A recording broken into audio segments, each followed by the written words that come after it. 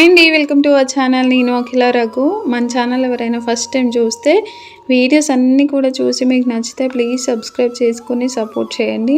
అయితే ఇవాళ మనం ఒక స్నాక్ ఐటెంని చేయబోతున్నాం. పిల్లలు స్కూల్ నుండి రాగానే ఏదో ఒకటి అడుగుతుంటారు కదా. పిల్లలకి ఈవినింగ్ కావాలి, మళ్ళీ స్కూల్లో పెట్టడానికి కూడా కావాలి కదా. ఎప్పుడు బయట నుండి తీసుకురావడమే అవుతుందని చెప్పి నేనైతే ఇవాళ ఈ అటుకుల మిక్చర్ని చేస్తున్నాను. మీరు కూడా చూస్తారు కదా అని వీడియో అయితే తీసి మంచిగా దీన్ని ప్రజెంట్ చేశాను. ప్లీజ్ చూసిన వాళ్ళందరూ కూడా ఒక లైక్ చేయండి, వీడియో ఎక్కువ మందికి వెళ్తుంది.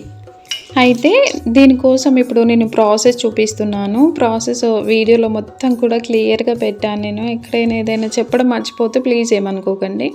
అయితే డీప్ ఫ్రైకి సరిపడంత ఆయిల్ని వేసుకొని మంచిగా అందులో కొద్దిగా చేయితోటి అటుకులను వేసుకోండి. డైరెక్ట్గా బౌల్తో వేసామంటే ఎక్కువ తక్కువ పడే ఛాన్స్ ఉంటుంది. అలా ఎక్కువ తక్కువ పడ్డప్పుడు అది మంచిగా ఫ్రై కాదనమాట.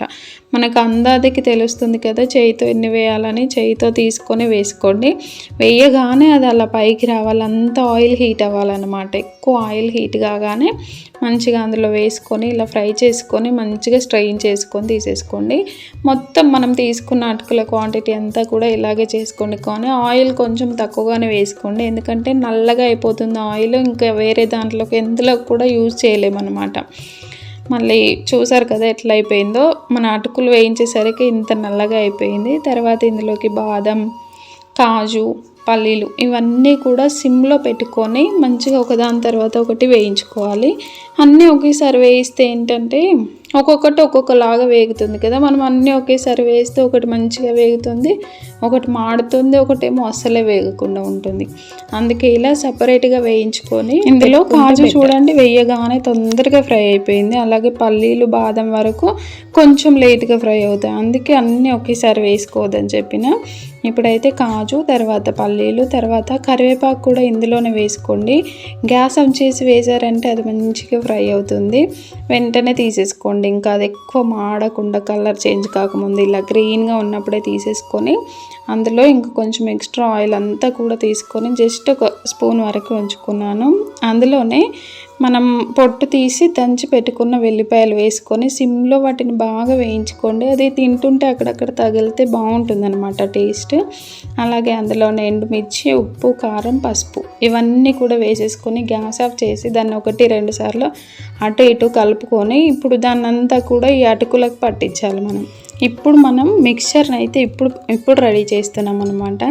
ముందుగా వేయించి పెట్టుకున్న అటుకులు, అందులోనే మనం వేయించి పెట్టుకున్న పల్లీలు, కాజు, బాదం, పుట్నాలు ఉంటే పుట్నాలు, కరివేపాకు, వీటితో పాటు ఉప్పు, కారం కూడా ఫ్రై చేసుకున్నాం కదా, అవి కూడా వేసేసుకొని మొత్తాన్ని మంచిగా సరాతం ఉంటుంది కదా, సరాతంతో కలిపితే బెటర్ నన్ను అడిగితే. అయితే లేదు అంటే జస్ట్ వేళ్ళతోనే ఇలా అనాలి, పిసికినట్టుగా అనొద్దు, జస్ట్ ఇలా పైకి కిందికి అంటూ ఉండాలి అంతే.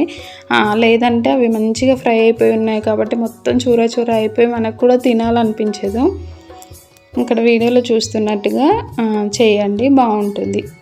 ఇంతే, ఇలా మిక్స్ చేసుకొని మంచిగా ఇవి మార్నింగ్ టైంలో చేసామనుకొని ఈవినింగ్ టైంలో ఒక ఎయిర్ టైట్ బాక్స్లో, స్టీల్ దాంట్లో కానీ ప్లాస్టిక్ దాంట్లో ఏదో ఒక ఎయిర్ టైట్ బాక్స్లో పెట్టుకొని స్టోర్ చేసుకుంటే ఇదైతే మనకు 15-20 డేస్ వరకు బాగుంటాయి. అలాగే కట్టా మీఠా లాగా మనకి స్వీట్ లాగా కూడా తినాలనుకుంటే ఇందులో ఇవి కొంచెం వేడిగా ఉన్నప్పుడే షుగర్ పౌడర్ కానీ వేసుకొని మిక్స్ చేసుకోండి, సరిపోతుంది. ఇంత ఈ వీడియో మీకు నచ్చితే ప్లీజ్ సబ్స్క్రైబ్ చేసుకొని సపోర్ట్ చేయండి. మీ ఫ్యామిలీకి, ఫ్రెండ్స్కి అందరికీ కూడా షేర్ చేయండి. Thank you for watching. మీకు ఏదైనా రెసిపీ కావాలా అయితే